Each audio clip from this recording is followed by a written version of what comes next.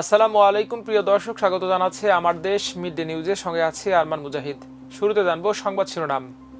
Singapore থেকে ওসমান হাদির লাশ দেশে আনার সকল প্রস্তুতি সম্পন্ন। শাহবাগ মোড়কে শহীদ ওসমান হাদির চত্বর ঘোষণা ডাকসু ভিপির। কর্মসূচি স্থগিত করে জরুরি বৈঠক ডেকেছে বিএনপি। শাহবাগের অবস্থান কর্মসূচি স্থগিত করে নতুন কর্মসূচি ঘোষণা এনসিপির। সহিংসতা নিয়ে অন্তর্বর্তী সরকারের বিবৃতি। আন্তর্জাতিক গণমাধ্যমে ওসমান হাদির মৃত্যুর খবর। ভূমিকম্পে কেঁপে উঠল পাকিস্তান ও আফগানিস্তান। দর্শক, এতক্ষণ শুনছিলেন সংবাদ শিরোনাম, এবার বিস্তারিত। ইনকিলাব মঞ্চের মুখপাত্র শরীফ ওসমান হাদির লাশ সিঙ্গাপুর থেকে দেশের উদ্দেশ্যে রওনার সকল প্রস্তুতি শেষ হয়েছে। এই রিপোর্ট লেখা পর্যন্ত এমনটি জানা গেছে। শুক্রবার সন্ধ্যা 6টা 5 মিনিটে হাদির লাশ সিঙ্গাপুর থেকে দেশে পৌঁছানোর কথা রয়েছে। বৃহস্পতিবার দিবাগত রাতে ইনকিলাব মঞ্চের ফেসবুক পেজ থেকে এ তথ্য জানানো হয়। জাতীয় পতাকায় মোড়ানো হয়েছে হাদির কফিন। ইনকিলাব মঞ্চ জানিয়েছে, বাংলাদেশ বিমানের একটি বাণিজ্যিক ফ্লাইট স্থানীয় সময় বিকেল 3টা 50 মিনিটে শহীদ ওসমান হাদিকে নিয়ে রওনা করবে। ঢাকায় অবতরণ করার সম্ভাব্য সময় 6টা 5 মিনিট। শনিবার বাদ জোহর মানিক মিয়া এভিনিউতে জানাজা অনুষ্ঠিত হবে বলে জানায় সংগঠনটি। জুলাই গণ অভ্যুত্থানের সম্মুখ সারির যোদ্ধা এবং ইনকিলাব মঞ্চের মুখপাত্র শরীফ ওসমান হাদির হত্যাকারীদের বিচারের দাবিতে উত্তাল হয়ে উঠেছে রাজধানীর শাহবাগ। জুমার নামাজের পর থেকে শাহবাগে হাজারো ছাত্র জনতা অবস্থান নিয়েছে। শুক্রবার বিকেলে শাহবাগের বিক্ষোভ সমাবেশ থেকে ডাকসুর ভিপি ঘোষণা দেন, এখন থেকে শাহবাগের নাম হবে শহীদ ওসমান হাদি চত্বর। তিনি বলেন, ওসমান হাদির খুনিদের বিচার না হওয়া পর্যন্ত আমরা ঘরে ফিরে যাব না। এ সময় ডাকসু ভিপি ফ্যাসিবাদ বিরোধী সকল শক্তিকে ঐক্যবদ্ধ হওয়ার আহ্বান জানান। এদিকে হাদির মৃত্যুর ঘটনার প্রতিবাদ জানিয়ে রাজধানীর শাহবাগ মোড় অবস্থান করে রাতভর আন্দোলন করেছেন ছাত্র জনতা। আজও চলছে এই আন্দোলন। বেলা বাড়ার সঙ্গে সঙ্গে শাহবাগে সব শ্রেণী পেশার মানুষের উপস্থিতি বাড়তে শুরু করে। এ সময় স্লোগানে উত্তাল হয়ে পড়ে শাহবাগ। সরেজমিনে দেখা যায়, শাহবাগ মোড়ে গণপরিবহন চলাচল বন্ধ রয়েছে। মোড়ে অবস্থান নিয়েছেন ছাত্র জনতা। উপস্থিত ছাত্র জনতা স্লোগান দিচ্ছেন। আন্দোলনে স্কুল কলেজের শিক্ষার্থী সহ নানা শ্রেণী পেশার মানুষ যোগ দিয়েছেন। এদিকে দেশের সার্বিক পরিস্থিতি বিবেচনায় নিয়ে দলীয় 2 কর্মসূচি স্থগিত করেছে বিএনপি। শুক্রবার বিকেল 3টায় মানিক মিয়া এভিনিউয়ের সেচ ভবনে বিএনপি মহাসচিব মির্জা ফখরুল ইসলাম আলমগীরের কর্মসূচি স্থগিত করা হয়েছে। এছাড়া বিকেল 4টায় কারওয়ান বাজারে ওয়াসা ভবনের সামনে জ্যেষ্ঠ যুগ্ম মহাসচিব রুহুল কবির রিজভির কর্মসূচিও আপাতত স্থগিত রাখা হয়েছে। শুক্রবার দুপুরে বিএনপির দায়িত্বশীল সূত্রে এ তথ্য জানা গেছে। দলীয় গুরুত্বপূর্ণ ও জরুরি পরিস্থিতি বিবেচনায় নিয়ে এই সিদ্ধান্ত নেওয়া হয়েছে। একই সঙ্গে আজ শুক্রবার রাত 8:30টায় গুলশানে চেয়ারপারসনের রাজনৈতিক কার্যালয়ে স্থায়ী কমিটির এক জরুরি বৈঠক ডেকেছে বিএনপি। বৈঠকে ভার্চুয়ালি অংশ নিয়ে সভাপতিত্ব করবেন বিএনপির ভারপ্রাপ্ত চেয়ারম্যান তারেক রহমান। বৈঠকে দেশের চলমান রাজনৈতিক পরিস্থিতি, দলীয় সাংগঠনিক বিষয় ও আসন্ন কর্মসূচি নিয়ে গুরুত্বপূর্ণ সিদ্ধান্ত আসতে পারে বলে সংশ্লিষ্ট সূত্রে জানা গেছে। এদিকে ইনকিলাব মঞ্চের মুখপাত্র ও ঢাকা 8 আসনের সম্ভাব্য সংসদ সদস্য প্রার্থী শরীফ ওসমান হাদির হত্যার বিচারের দাবিতে রাজধানীর শাহবাগে জাতীয় নাগরিক পার্টি এনসিপি ঘোষিত অবস্থান কর্মসূচি স্থগিত করা হয়েছে। আজ দুপুরে দলের আহ্বায়ক নাহিদ ইসলাম এক বার্তায় এই সিদ্ধান্তের কথা জানান। নাহিদ ইসলাম বলেন, আজ জুমার নামাজের পর যে কোনো কর্মসূচিতে সর্বোচ্চ সতর্কতা অবলম্বন করুন।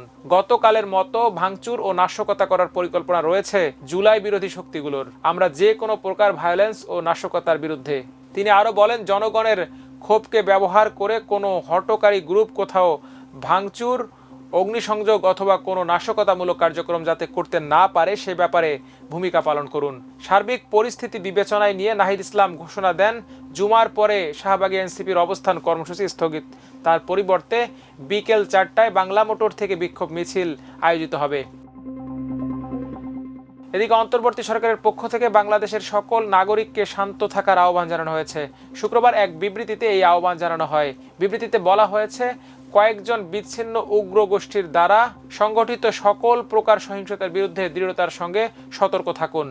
আমরা সহিংসতা, ভীতি প্রদর্শন, অগ্নিসংযোগ ও জানমাল ধ্বংসের সকল কর্মকাণ্ডকে দৃঢ়ভাবে ও ব্যর্থহীনভাবে নিন্দা জানাই। বিবৃতিতে আরও বলা হয়, দেশের ইতিহাসের এই সংকটময় সময়ে আমরা একটি ঐতিহাসিক গণতান্ত্রিক রূপান্তরের মধ্য দিয়ে অগ্রসর হচ্ছি।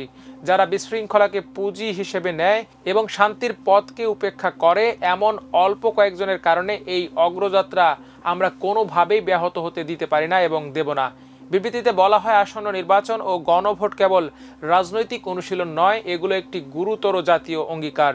এই অঙ্গীকার অবিচ্ছেদ্যভাবে জড়িয়ে আছে সেই স্বপ্নের সঙ্গে যার জন্য শরীফ ওসমান হাদী তার জীবন উৎসর্গ করেছেন।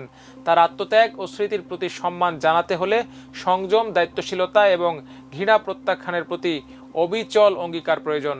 এই সংকটময় মুহূর্তে প্রত্যেক নাগরিকের প্রতি সহিংসতা, উস্কানি ও ঘৃণাকে প্রত্যাখ্যান ও প্রতিরোধের মাধ্যমে শহীদ হাদীর প্রতি যথাযথ সম্মান প্রদর্শনের আহ্বান জানানো হয় ওই বিবৃতিতে। এদিকে ইনকিলাব মঞ্চের মুখপাত্র শরীফ ওসমান হাদীর মৃত্যুর খবর আন্তর্জাতিক গণমাধ্যমে জায়গা করে নিয়েছে। সংবাদ মাধ্যম দ্য গার্ডিয়ানের শিরোনাম করা হয়েছে, বাংলাদেশে গণতন্ত্রপন্থী নেতার হাসপাতালে মৃত্যুর পর সহিংস ক্ষোভ। এতে বলা হয়েছে, শুক্রবার ভোরে বাংলাদেশের রাজধানীতে সহিংসতা ছড়িয়ে পড়েছে। দেশটির 2024 সালের গণতন্ত্রপন্থী আন্দোলনের এক তরুণ নেতা সিঙ্গাপুরের একটি হাসপাতালে মারা গেছেন।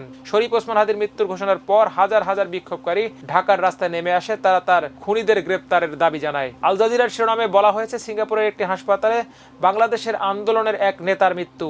এতে বলা হয়েছে, সিঙ্গাপুরের কর্মকর্তারা জানিয়েছেন, 2024 সালে বাংলাদেশের ছাত্র নেতৃত্বাধীন বিক্ষোভের নেতা শরীফ ওসমান বিন হাদী মারা গেছেন। এছাড়া ভারতের গণমাধ্যম এনডিটিভি, দ্য হিন্দু, পাকিস্তানের ডন, তুরস্কের সংবাদ মাধ্যম টিআরটি ওয়ার্ল্ড সহ সংবাদ মাধ্যম ডয়েসে ভেলে, বার্নামা ও বিবিসির মতো বিভিন্ন সংবাদ মাধ্যমে বিষয়টি তুলে ধরা হয়েছে। এদিকে খাইবার পাখতুনখাওয়ায় মাঝারি মাত্রার ভূমিকম্প অনুভূত হয়েছে, যার কারণে দীর ও চিত্রাল সহ বিভিন্ন এলাকায় মানুষ আতঙ্কিত হয়ে কিছু সময়ের জন্য বাড়ি ও ভবন ছাড়তে বাধ্য হয়েছেন। জাতীয় ভূকম্প কেন্দ্রের প্রতিবেদনে বলা হয়েছে, এই ভূমিকম্পের মাত্রা ছিল রিক্টার স্কেলে 5.7 এবং ভূমিকম্পটি 12 কিলোমিটার গভীরে সংঘটিত হয়েছে। এর ফলে বিস্তৃত এলাকায় ভূমিকম্পের অনুভূতি তৈরি হয়েছে। ভূমিকম্পের কেন্দ্রস্থল আফগানিস্তানের হিন্দুকুশ অঞ্চলে ছিল, যা প্রায় টেকটনিক প্লেটের চলাচলের কারণে ভূমিকম্পে সক্রিয়। ক্ষতিগ্রস্ত এলাকায় স্থানীয়রা কয়েক সেকেন্ড ধরে কম্পনের অনুভূতি পাওয়ার কথা জানিয়েছেন, তবে আপাতত কোনো হতাহতের খবর পাওয়া যায়নি। অন্যদিকে উৎপত্তিস্থল আফগানিস্তানের হিন্দুকুশ অঞ্চলেও 5.7 মাত্রার এই ভূমিকম্প আঘাত হানে। দর্শক, আজ এ পর্যন্তই। সবাই ভালো থাকুন, সুস্থ থাকুন, থাকুন আমার দেশের সঙ্গে। আল্লাহ হাফেজ।